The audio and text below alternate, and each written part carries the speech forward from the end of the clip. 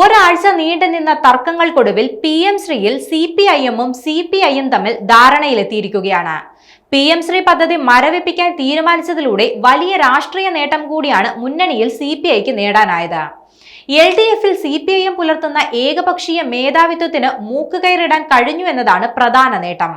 തിരഞ്ഞെടുപ്പ് അടുത്തിരിക്കെ അണികൾക്കും ജനങ്ങൾക്കും മുന്നിൽ തലയുയർത്തി നിൽക്കാൻ ഇനി പാർട്ടിക്കാകും. പാർട്ടിക്ക് നൽകിയ എല്ലാ ഉറപ്പും കാറ്റിൽ പറത്തി മുന്നണിയിലോ മന്ത്രിസഭയിലോ ചർച്ച ചെയ്യാതെ PM ശ്രീ പദ്ധതിയിൽ സർക്കാർ ഒപ്പുവെച്ചപ്പോൾ മുന്നണിയിൽ തീർത്തും നിസ്സഹായരായിരുന്നു CPI. ആ അവസ്ഥയാണ് രാഷ്ട്രീയ ഇച്ഛാശക്തിയിലൂടെ ദിവസങ്ങൾക്കുള്ളിൽ പാർട്ടി നേതൃത്വം മറികടന്നത്. PM ശ്രീ ധാരണാപത്രം താൽക്കാലികമായെങ്കിലും മരവിപ്പിക്കാൻ തീരുമാനിച്ചതിലൂടെ CPI ഉന്നയിച്ച പ്രധാന പ്രശ്നത്തിന് പരിഹാരം കാണാനായെന്ന വിലയിരുത്തലാണ് പാർട്ടി നേതൃത്വം. മന്ത്രിസഭാ യോഗം ബഹിഷ്കരിക്കാനുള്ള CPI നേതൃത്വത്തിന്റെ തീരുമാനമാണ് PM ശ്രീ വിവാദത്തിൽ നിർണായക വഴിത്തിരിവായത്. മന്ത്രിസഭയ്ക്ക് കൂട്ടുത്തരവാദിത്വം നഷ്ടപ്പെട്ടെന്ന ഗുരുതരമായ പ്രതിസന്ധി ഇതോടെ CPIM-ഉം സർക്കാരും മുന്നിൽ കണ്ടു. അനുനയ ചർച്ചകളിലും CPI കടുംപിടുത്തം തുടർന്നതോടെ CPIM-ന് മുട്ടുമടക്കേണ്ടി വന്നു.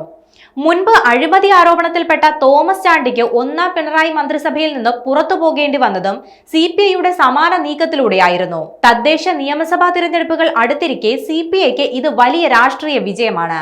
ഇനി ആത്മവിശ്വാസത്തോടെ അണികളെയെങ്കിലും അഭിമുഖീകരിക്കാൻ പാർട്ടി നേതൃത്വത്തിനാകും.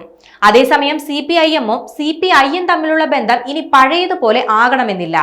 എടുത്ത തീരുമാനം തിരുത്തേണ്ടി വന്നത് CPIM-ന് മാത്രമല്ല, സർക്കാരിന്റെ തലവനെന്ന നിലയിൽ പിണറായി വിജയനും കനത്ത തിരിച്ചടിയാണ്.